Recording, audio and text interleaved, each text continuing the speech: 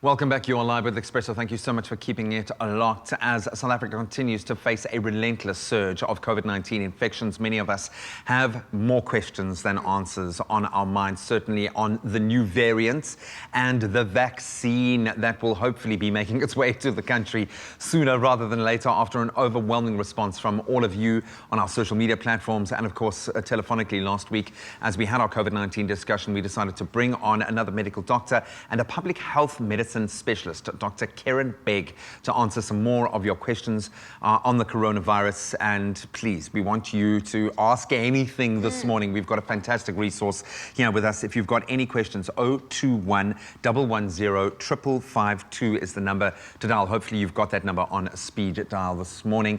Doctor, thank you so much for joining us. I know it can be quite daunting to have to speak to the nation about this. We can understand what our president goes through every so often, but there are so many questions now because we've had a new variant. We've obviously had talk of the vaccine. We've seen it being rolled out in other parts of the country. Which vaccine are we going to get?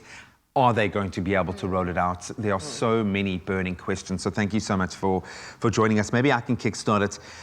Give us an update on where we are right now. How many people are currently infected as we move through our second wave?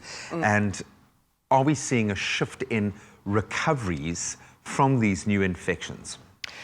So that's a really interesting point. We are now in our second wave, as everybody's aware, and this has been an extreme trial for our health services because the peaks that we're almost reaching, we think we're reaching round about now, have been more than double what our first wave was. Wow. So the pressures on the health services has just been extreme.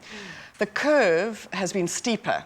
So the pressure, just in terms of beds, in terms of admissions, is just so much greater. I think that most people will by now know somebody or lots of people who have had COVID. Yes. They will probably know somebody who's died of COVID, and they're now probably getting a bit scared that they're seeing younger people with COVID. Sure. And so wondering whether that's changed the pattern. So we know that those who are getting COVID can be anybody. All right, children as well. But we certainly seem to see that those who get the severe forms of COVID, so up to 20% of all cases, those who are positive, will have severe enough symptoms that they will need some sort of help in hospital. Wow. So either oxygen or breathing assistance or other support. Because remember, it's not just a lung disease, it affects your entire immune system because it's an inflammatory disease. So it affects lots of organs, and of course that was some of the shift that we learned last year when people can present with other symptoms, not just related to cough, sore throat and breathing difficulties. In fact, people can present with diarrhea, they can present with abdominal pain, they can present with headaches, with fever. So general flu-like symptoms. So anytime you're feeling flu-y, that you've got aches and pains, and anything that really doesn't fit, that's the time to say, maybe I should get tested. Not just taste and smell. Yeah. Correct.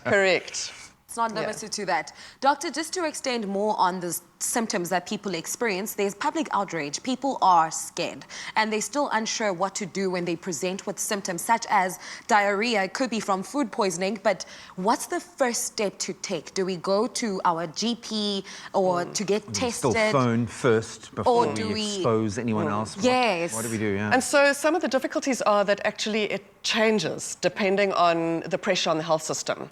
So for instance, within the Western Cape, the testing facilities at the public health centres, because they get overwhelmed with supply, then they modify. So it's really good to keep up to date with social media because most of our health services are publishing what the latest guidelines are.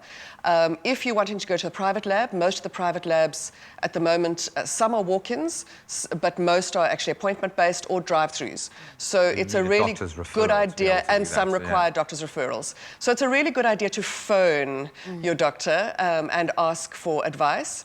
But the most important thing is that immediately you suspect that you might have COVID is you must isolate. You must make sure, it's nobody's fault to get COVID, but it's certainly you can stop making sure that, you can make sure, that nobody else gets COVID from you. So you need to isolate. That means you come into contact with no one. In your own home, you even isolate yourself in a separate room from other people. You wear a mask inside your home. You make sure that you don't share things with other people. And you make sure that you keep your distance from anybody else in your home. No physical contact, and just be really, really careful. So that's probably the most important thing you can do. And then it's not an emergency to get tested. All right, so you can get provided that you are not struggling to breathe and need hospitalization. But if you are mild, the most important thing is that you isolate. At How home. long do you need to isolate for? You need to isolate for 10 days. So remember at the beginning of last year, or earlier last year, we were sitting on 14 days. Yes. And of course, as we've learned, this is the most unbelievable disease that the entire world is researching and that we're learning new information all the time. So we know now that 10 days is safe to both isolate and quarantine. So remember that quarantine is I've come into contact with somebody who's positive and I need to quarantine. So that means that I'm waiting to see whether I incubate COVID. And so I need to quarantine, which is the same thing as isolating, except that I'm waiting to see whether I develop symptoms. If I need to go and have a test. Correct. Okay. And both are 10 days. Both are 10 days. I mean, normally we would only kind of access this data and start crunching the numbers years after a pandemic like this, but now we are forced to do this in real time, which I'm sure has added a whole different level of complexity. In the second wave, how many of these new infections are of people who have had it before? Can you have COVID twice? We've spoken about memory cells that can remember and reboot the immune system. Obviously, those antibodies do stay in the body for a time. Can you get it twice?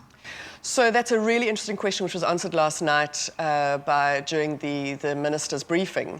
Is that, so generally our rule of thumb last year was that you couldn't get it twice. However, what we are noticing is that after 90 days, so generally what we say is that within 90 days, it's probably a resurgence of your original infection. So you may feel a little bit better and then you feel a bit worse again, and you think you've been infected twice, but actually it's a resurgence of your first infection. But after 90 days, so you've had your disease, you've now been completely fine, and after 90 days, which could be a couple of months, many months later, you have another disease and test positive again, we suspect that you are having a secondary infection. However, let's just be clear. We've got 1.34 million cases that have been diagnosed in the country over the last 10 months, and only 4,000 cases can we say have been reinfected. So it's small. Something to be said for the memory gene or whatever is out there doing that.